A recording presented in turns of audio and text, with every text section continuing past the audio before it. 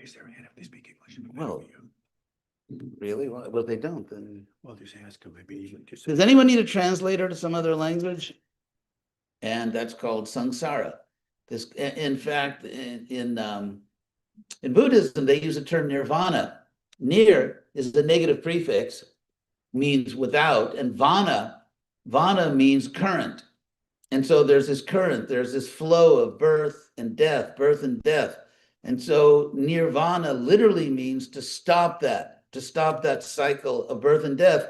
And that's why Krishna, before Buddhism, actually, about 5 times, uses the word nirvana in the Bhagavad Gita. But he talks about Brahma nirvana, nirvana, which takes you to the absolute truth. Because if you have the word nirvana by itself, it's a negative word. I mean, semantically, because it tells that the idea is that you get free of something. It gives no information, that word, what you actually get, like what's the positive benefit.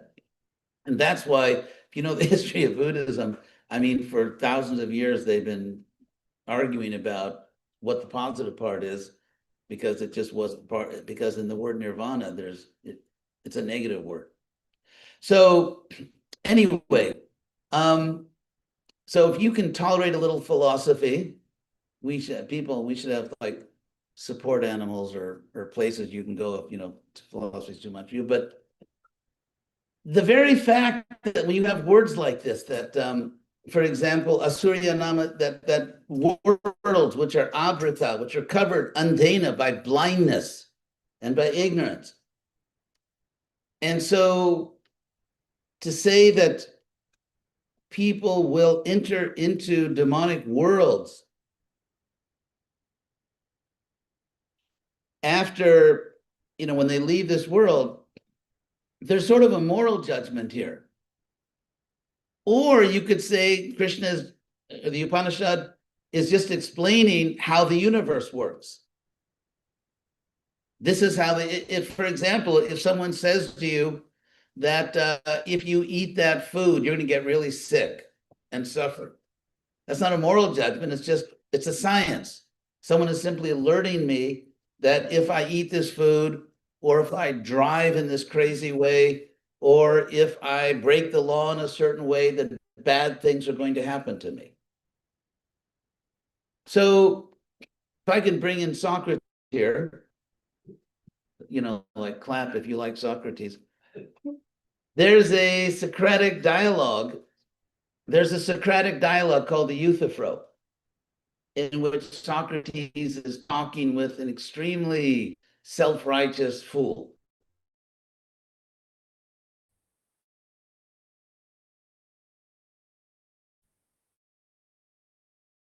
Really, it's one of the most famous questions in Western philosophy.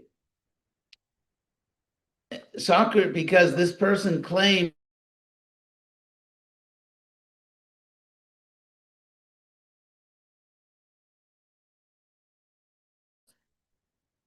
so what Socrates asked him is, are certain actions that we take, are they morally good? Are they morally good because they please the gods?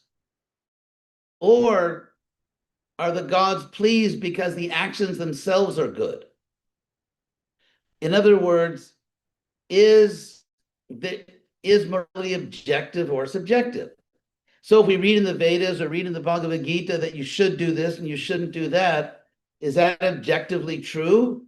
Or is it just that there's a God that has his or her own preferences? So yeah, I just don't like that. So if you do what I don't like, then you'll be punished.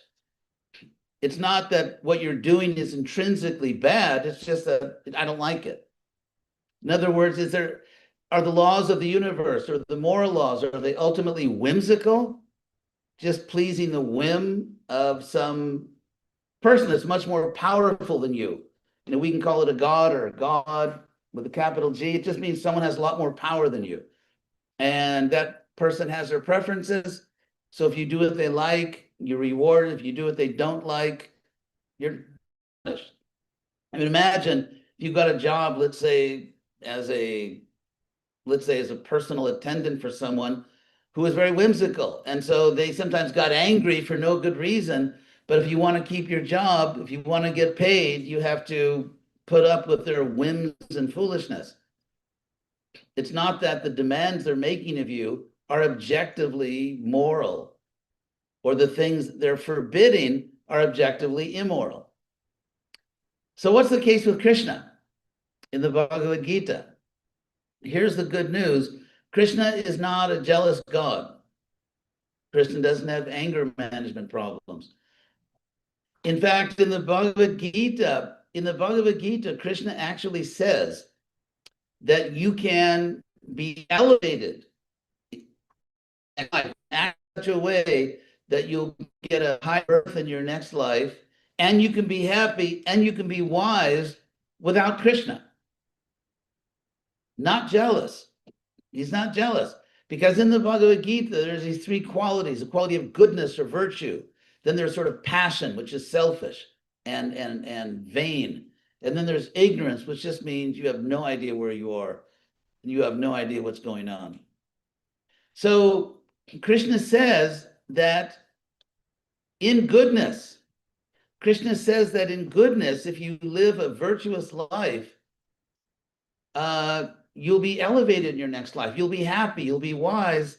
And yet Krishna also says, Yajanti Satvika Devan, that people in goodness actually worship or make offerings to what we call demigods, or in other words, not the supreme God, but just the people that manage the universe.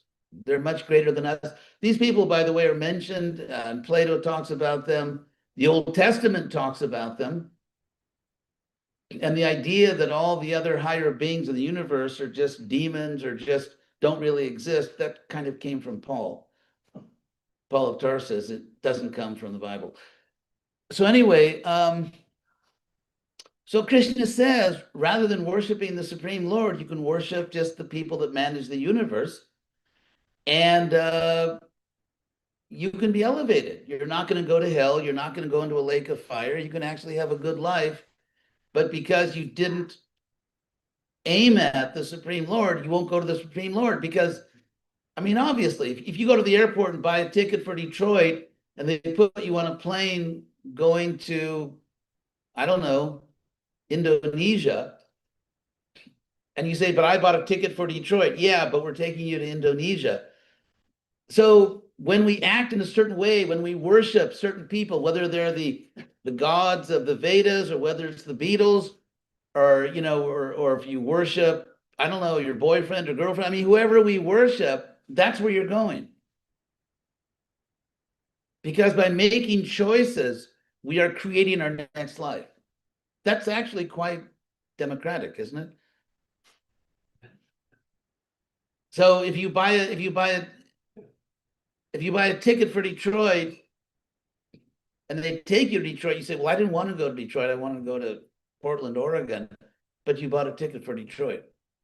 So every choice we make in our life, the food we eat, because some food is obtained through abject cruelty, just horrible cruelty, by slaughtering innocent creatures. Other food is obtained by, without violence. And so when we choose food, when we choose friends, when we choose how to treat other people, we are creating our next life. So is God fair? Yes. Krishna says in the Bhagavad Gita, Jejata mam prapadyante, as people approach me, I reciprocate with them. Tang sataiva, precisely reciprocate. And you can say, well, I'm just not interested in God. Actually, you are. Because as Krishna explains in the Bhagavad Gita, someone actually deed to the universe. I mean, we may think that, think of it. What does an animal do? If an animal, let's say, walks onto your land, onto your property, if you don't, and let's say you can either let it be there, or if you don't want it on your property for some reason, maybe it's a pit bull and you have little children or something. But the point is, from the dog's point of view, There is no proprietor. If you threaten the dog in a credible way so the dog can understand that something bad is going to happen to me, then the dog will go away. This is the law of the jungle. You see this very clearly in a very famous novel, used to be a famous novel when people used to read great literature, called The Call of the Wild by Jack London. And it begins with a dog. There's this dog who's actually half wolf. It's a dog, but it's also half wolf.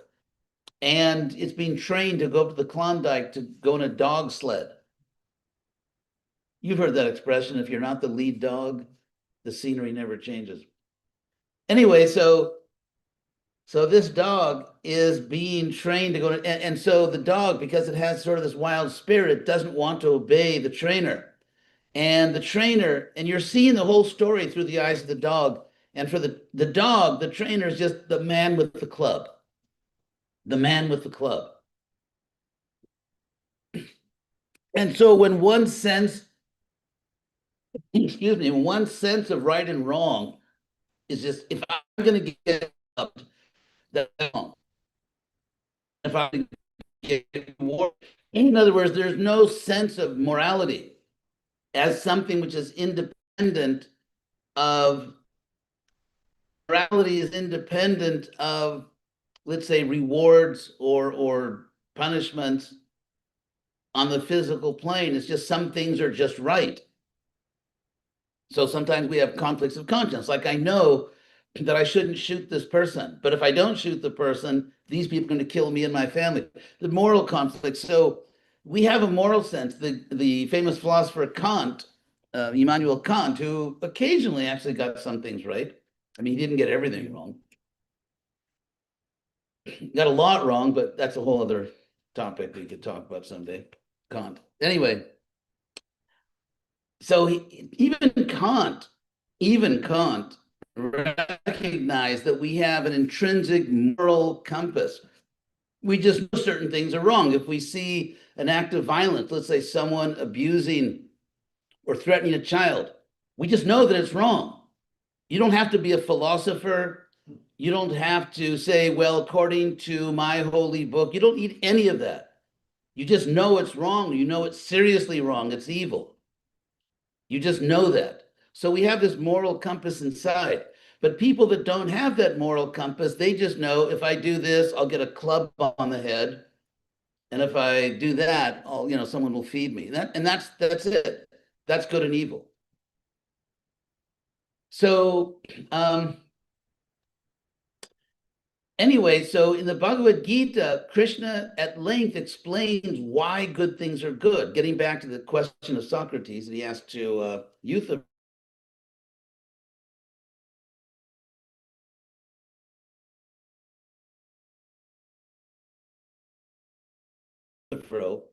And actually the atheist God, which is interesting, boo if you don't like atheists. Anyway, hold up signs, boo.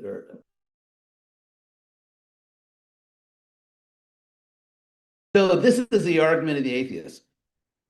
They say that if certain actions are morally good because God or the gods like those actions, then they're not intrinsically good. Then we're just stuck with the creator who's just sort of whimsical and just imposes, like, God likes pistachio nut ice cream. Whoever eats vanilla will go to hell.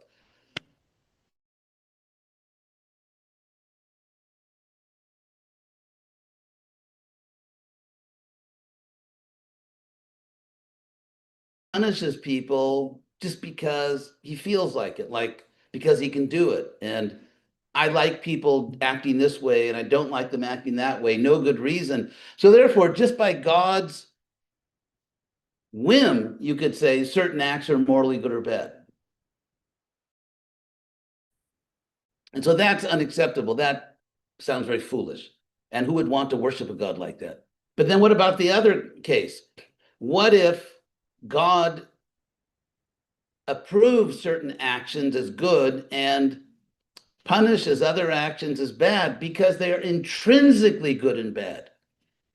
Any civilized society accepts the need to punish bad activities. If people can steal and kill and rape and there's no punishment, then obviously a lot of people are going to steal and kill and rape. And therefore, every civilized society sees the need to effectively punish activities which it considers to be immoral and to reward good activities. Like the way they, in the modern language, they say so and so is a hero because, like that guy who was a hero actually in Sydney at Bondi Beach, where he tackled this killer, and he was declared a hero, and he was a hero because we want to live in a society where people do things like that, where people, are honest with other people, so that people can trust each other. Because if people can't trust each other's word, then the bond that ties us together as a society is dissolved, and things just devolve into. It's kind of going in that direction, isn't it? I mean, the government way up. Anyway, so won't comment on that right now. Tempting as it is. So if certain activities are just intrinsically good and bad, and God enjoins them, like thou shalt do this. Why? Because it's just intrinsically the right thing to do. Like don't kill other people, don't steal from other people. And certain things are forbidden. Then who needs God? You see, that's the argument. Because if that's the case, and if we as human beings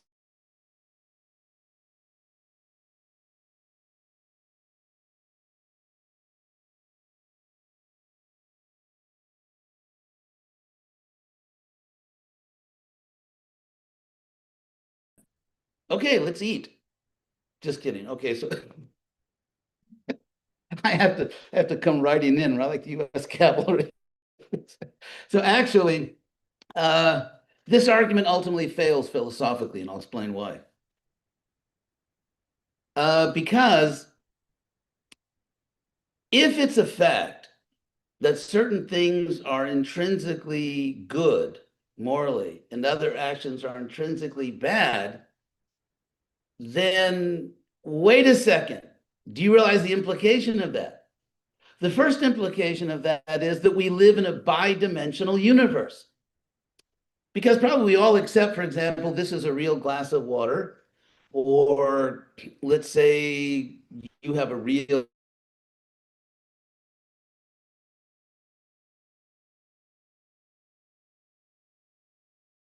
see a red apple without getting into all the sort of useless philosophizing about that. It's really a red apple.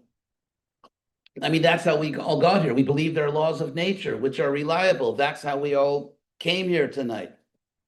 Because there is a stable physical order. I mean, that was the basis, by the way, of the scientific revolution. The scientific revolution, the 1600s, was based on God. Because, okay, I'll just a little more. I mean, if you can't take any more, just like scream or something, I'll stop with this philosophy. But in the 1600s, there was a scientific revolution which was based on God.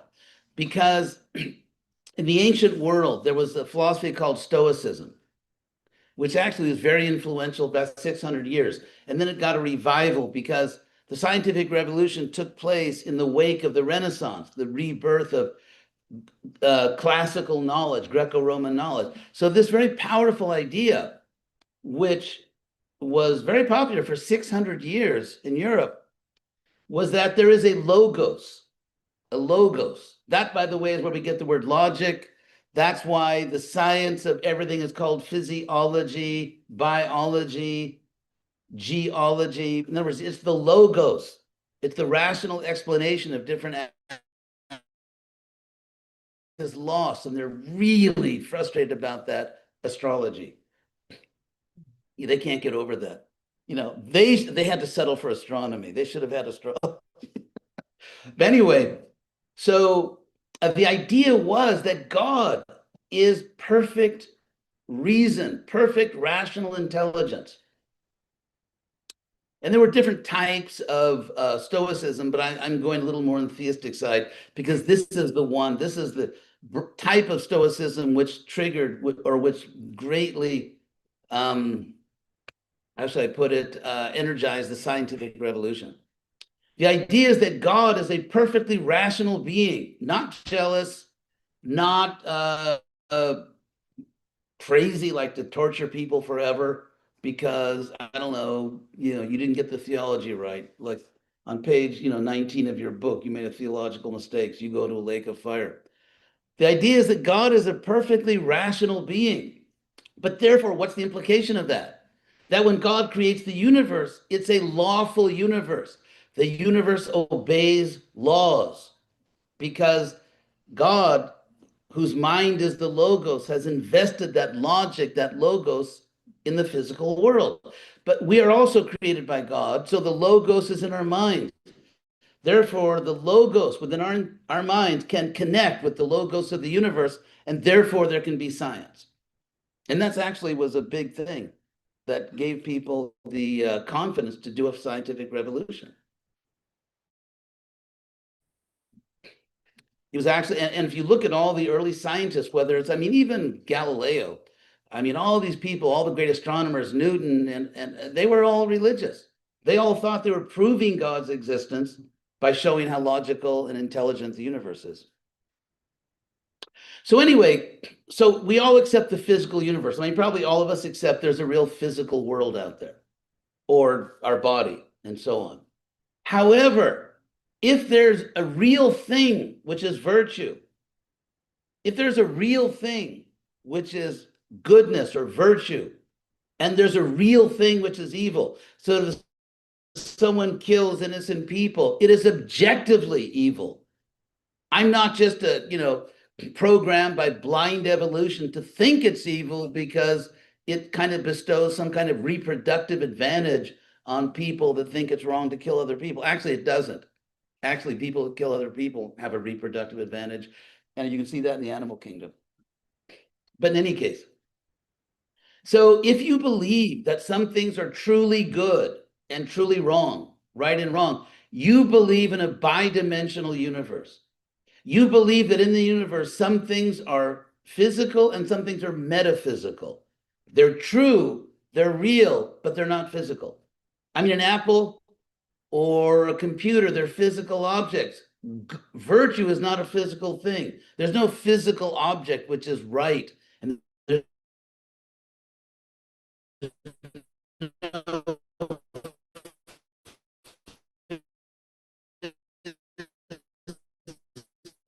physical object that is morally wrong. Dimensional universe. And then you have to ask the question that we live in a bidimensional universe. And of course, what all the great philosophers ultimately taught is because there is a supreme being who is infinitely good, and therefore good and bad actions are simply reflections of that original infinite goodness. And so if you say good, certain activities are good or bad intrinsically, it's because they follow or don't follow the infinite goodness, the source of all goodness, which is God. Actually, just one thing, you know the Copernican revolution where he said the sun is the center of it. Actually, do you know that he was inspired by God? They don't tell you that. Because Copernicus, of course, was very religious, like all these early scientists. And he was also a Platonist.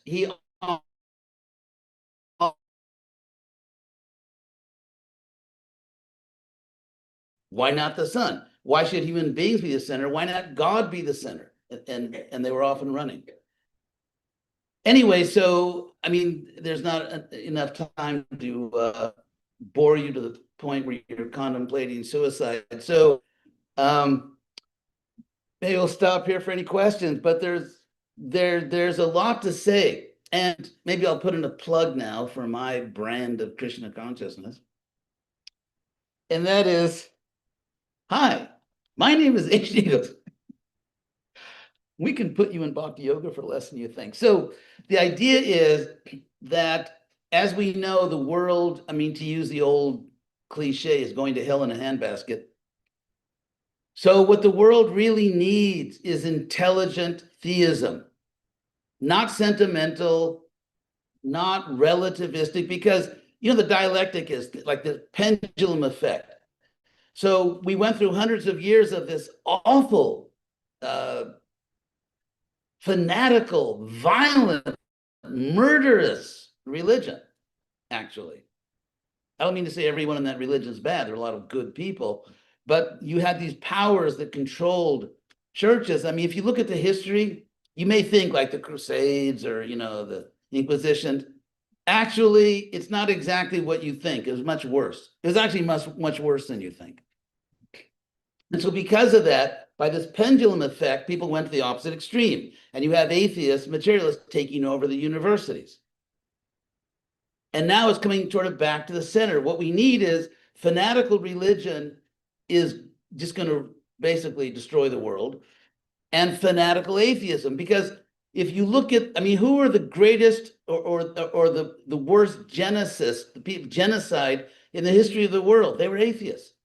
If you study the teachings of Chairman Mao or Stalin, or the people, the Khmer Rouge in Cambodia, who literally massacred 10% of the population, it would be like killing basically 30 million people in this country.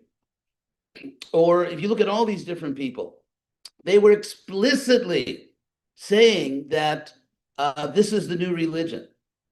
The new religion is atheistic science, and religion's the problem, as Marx said. And so what happened? Marx said religion is the drug, the opiate. So what happened when all these dictators followed Marx? They actually killed exponentially more people than the religions.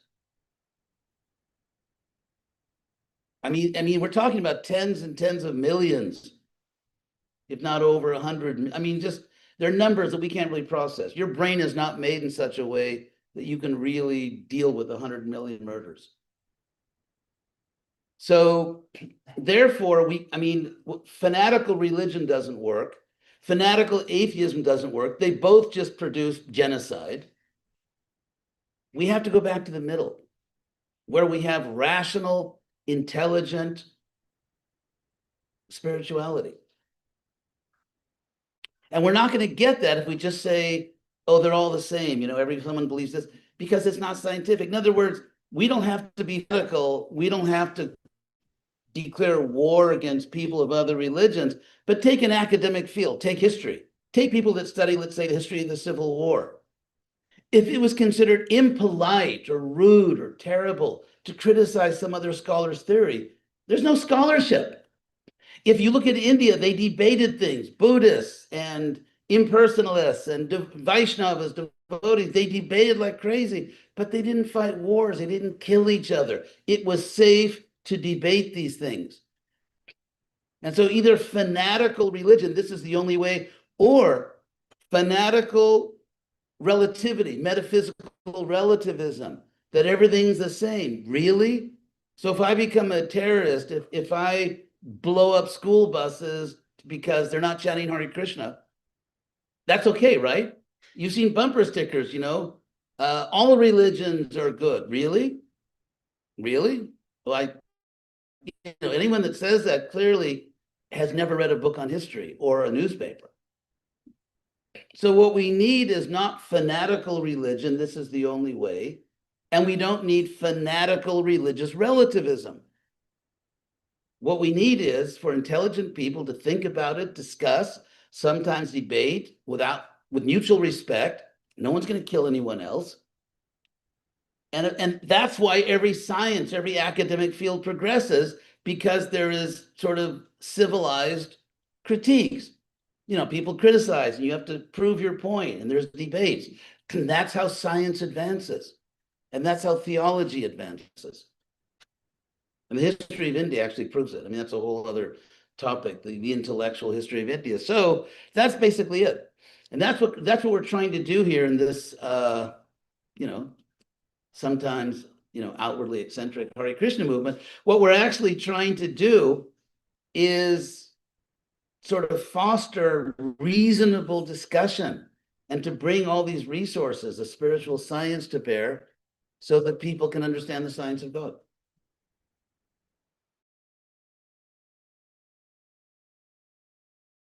Kindly link your lecture to teachings of Mahaprabhu. Oh, yeah.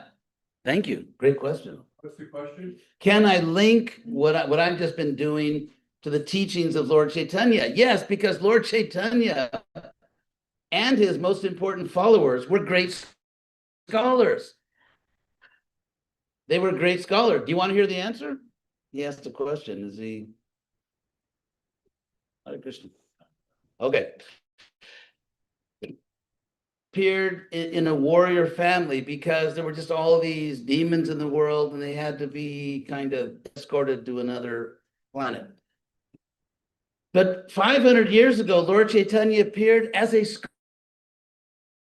He had discussions with some of the greatest intellectuals of his time, like Sarvabhauma Bhattacharya, Prakashananda Saraswati. Interesting, Lord Chaitanya spoke to both these great scholars. He gave a powerful epistemological argument, which is also found in Aristotle. The same argument Aristotle gave to prove the existence of God, which is that whatever you claim to be true, someone can say, prove it. Then they can say, prove that, prove that, prove that. So you'd be pushed into an infinite regress of proofs. So something has to be self-evident. You have to say, this doesn't need proof because it proves itself. Like the sun. If someone says, if the sun is shining and someone says there's no sun in the sky, they just either they're joking or they're just playing games with you or they have impaired vision. So in the same way, Krishna, anyway, I mean, there's tons of philosophy to talk about, but if you look at the six Goswamis, the two Raghus, Gopal, they were great scholars. Rupa and Sanatana sent their nephew, Jiva, to college. He came to join them in Vrindavan. They said, you need an education. You need to go to college. You need to get a degree. That's why Lord Chaitanya took sannyas. Because in those days, if you know the culture, 500 years ago, when Chaitanya was like having a PhD, it made you an authority. And that's why Sarvabhauma said to him, why are you singing and dancing? You're supposed to be a sannyas. Imagine you go to some good university and you walk into a philosophy class and the teacher says, okay, we're going to be singing and dancing. They can say like, is this a philosophy class? So Lord Chaitanya and his followers were great scholars. If you read their commentaries on the Bhagavatam, if you read their like Baladev Vidyabhushan's Vedanta commentary, they were great scholars. One time I was invited to give a talk at Harvard before I actually studied there. And so I was talking to the chairman of the Sanskrit department before my talk. And he was a really nice guy, actually. And he just began glorifying Rupa Goswami. He began, and I was just sitting there saying, wow. He was saying he was an intellectual giant of his time. Take, for example, the Bhakti Rasamrita Sindhu, Nectar of Devotion, where he talks about different rasas. He didn't invent that. Rasa Vichar, like analyzing personalities and activities in terms of rasas, that had already been going on for hundreds of years. And it was something that intellectuals did, philosophers did. And Rupa Goswami totally mastered it, Krishnized it. Or, for example, Lord Chaitanya also, when he was still Nimai Pandit, when he, there was this Keshav Kashmiri Pandit. It was kind of like he would go around, travel around the country, like challenging people to debates and smash them in debates and then sort of collect a prize. So he was just sort of like a theological gunslinger and bounty hunter or something. So he came there, and so Lord Chaitanya, you know, they had a debate. And if you read in the Chaitanya Charitamrita, it's obvious that Lord Chaitanya, I mean, you know, he's Krishna, knows everything. But it just in his pastimes, he was a great scholar. He was a brilliant scholar. He knew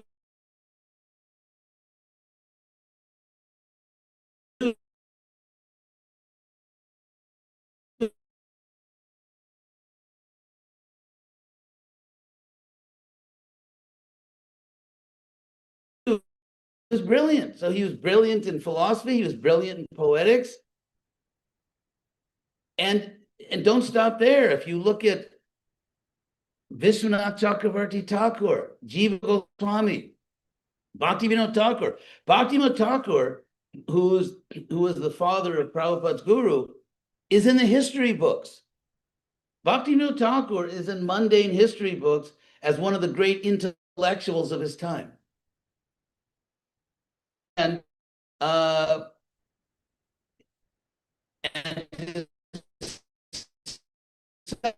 son, Bhaktisiddhanta, was a towering intellectual.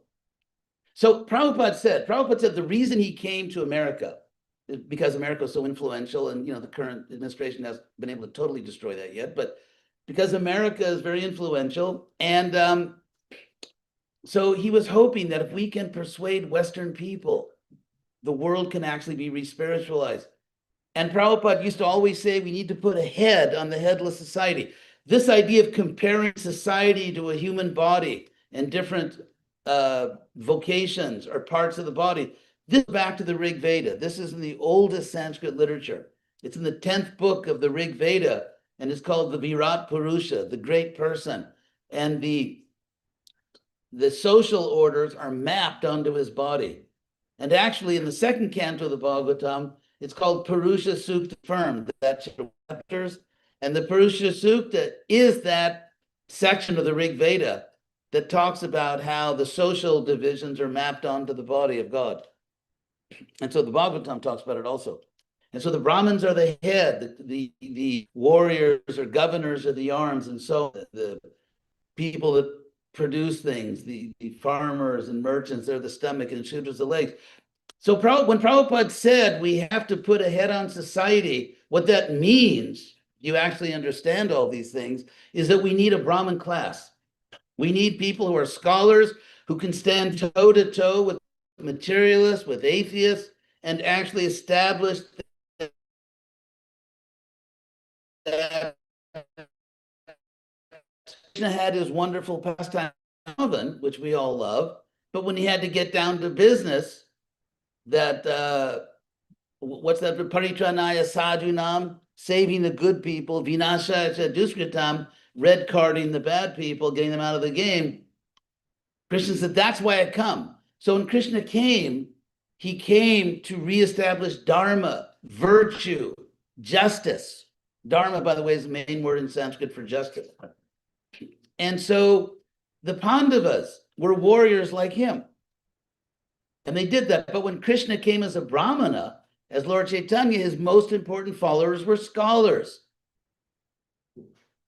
And so the idea that, who needs that? We can just chant Hare Krishna. Yeah. I mean, for your own salvation, maybe. But if we actually want to make Prabhupada's mission a success, if we actually want to establish Lord Chaitanya's followers as the head, the guiding light for society, we have to do what Lord Chaitanya did. We have to do what the Goswamis did. We have to do what Bhaktivinoda Thakur did, what Vishwanath Chakravarti did, what Baladev Vidyabhushan did. We have to be able to speak intelligently to intelligent people. It's not that everyone has to do that, obviously. Not all of Krishna's followers were warriors, but someone has to do that. Someone has to do that. If the Hare Krishna movement just builds huge temples to have gorgeous, elaborate rituals and not many schools, anyway, draw your own conclusion. So that's the real task for us. We have to establish that enlightened spiritual people who love God and who can explain God rationally, intelligently, that they are meant to guide society, not sort of narcissistic politicians and so on. So if we see the country, really going down, the question is not, why do we have these disgusting politicians? I think the real question is, where are the saints? Where are the devotees? Where are the spiritualists?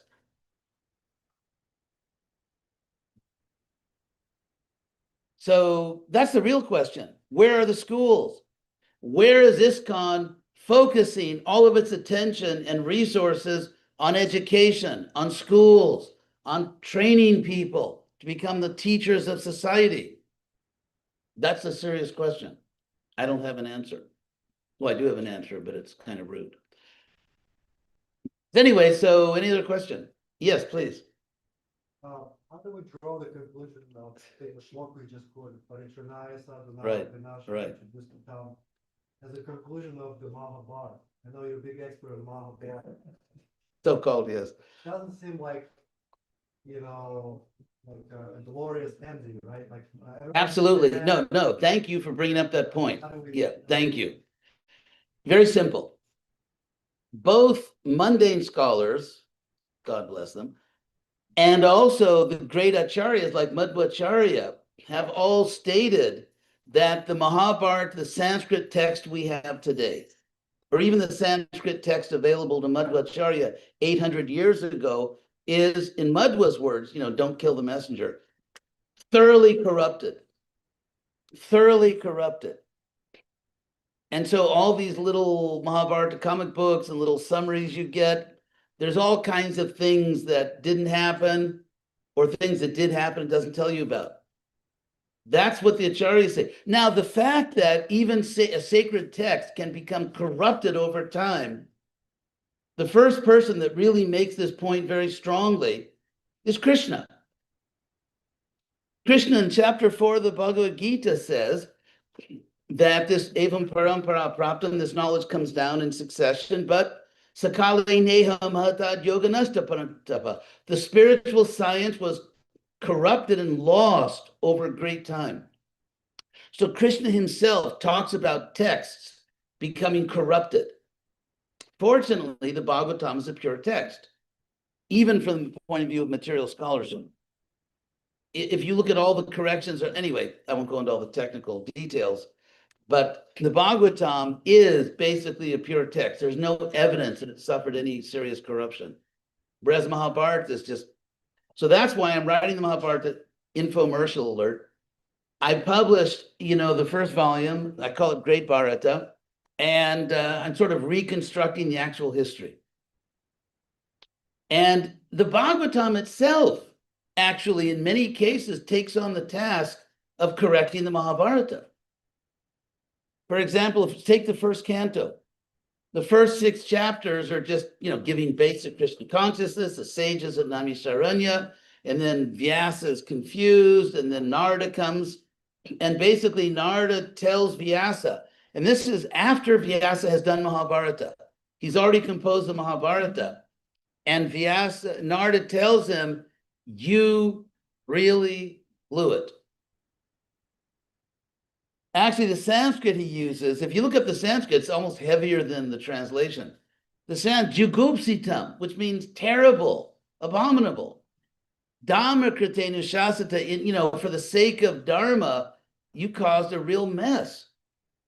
Mahan vyatikrama. Mahan vyatikrama means literally a great transgression. You went way off track. I mean, I can give you all the literal Sanskrit, vyatikrama. And so then Narada said, now tell people the real truth. And so what did Vyasa do? He went into Samadhi, he saw Krishna, he saw the soul, he saw Maya, and he composed the Bhagavatam. So the Bhagavatam is correcting the Mahabharata. Now, I'll give you some examples of that. I'll give you a few examples of that, how the Bhagavatam consciously corrects the Mahabharata. For one thing, also I should mention, that even after Vyasa corrected it, then the Mahabharata, which Vyasa did, got further egregiously corrupted over time. Because there's no evidence either in Shastra or historical evidence that anyone at the time of Krishna would write. It was an oral society. No one in the Bhagavatam and no one in the Mahabharata writes anything. And the idea that Ganesh wrote down the Mahabharata, it's a nice Hindu story, which is not found in almost all the Mahabharata manuscripts. So, because the Mahabharata was an oral tradition and it's just gigantic, it went through all kinds of corruption. I'll give you an example of the Bhagavatam correcting the Mahabharata.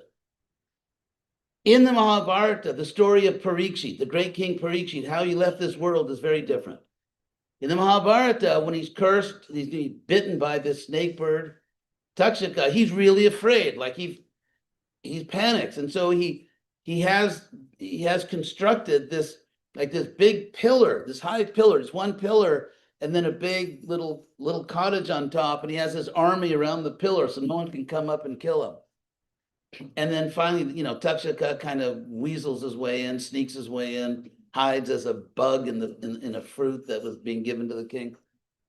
That's not what really happened. So if you read the Bhagavatam, when the Bhagavatam is talking about how Parikshit left this world, the Bhagavatam actually emphasizes, or the sages, headed by Shonaka, say to suit to the speaker, we want to know how Parikshit really left this world. Like what really happened. In other words, it's not what the Mahabharata says. And I mean, there are other examples. I could go on for hours about things in the Mahabharata which are contradictory. And I'll give you one other example. I won't even go into the case of Draupadi's. Well, maybe I'll tell you very quickly. Oh, yeah, okay. So maybe also, okay, just last thing. There's a parva called the Virat Parva. It's when the Pandavas have to spend 1 year incognito. And if anyone discovers their identity, they have to go back into the forest for another 13 years or 12 years, whatever it is. So they decide to go to Virat. They're going to hide in Virat. Now, the first thing is, how did they get there? Because they're walking and there were spies everywhere. But anyway, let's assume that they've somehow got rid of the spies. They go to Virat, and one by one, starting with Yudhisthira, then Bhima, then Arjuna, Nakul and Sahadev, and then Draupadi, they go into the throne room of the king of Virat, and they say, oh, I'm Mr. So-and-so, which is not, and then he says, that's not really who you are. And they say, yes, it is. And he says, okay, I'll put you in my cabinet. I'll make you a leader in my kingdom. They don't even know who the person is. Now, the problem with that is, first of all, King Virat already knows the Pandavas. King Virat was actually present at Yudhishthira's Rajasuya sacrifice. He knows them. He's seen them. He's talked to them. And he knows also, as everyone in the world knows, because the Pandavas were like headlines all around the world, that the Pandavas are hiding somewhere. And so the Pandavas were like really big. They were really strong. They were like, if you just saw them, you wouldn't want to mess with them. They were these because they were half demigods. And so they were just really, even their appearance was kind of like, don't mess with these people.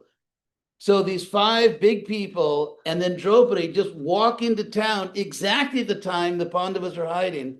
5 brothers and Draupadi, and Virat already knows them. Other people have already seen them before, but no one figures it out.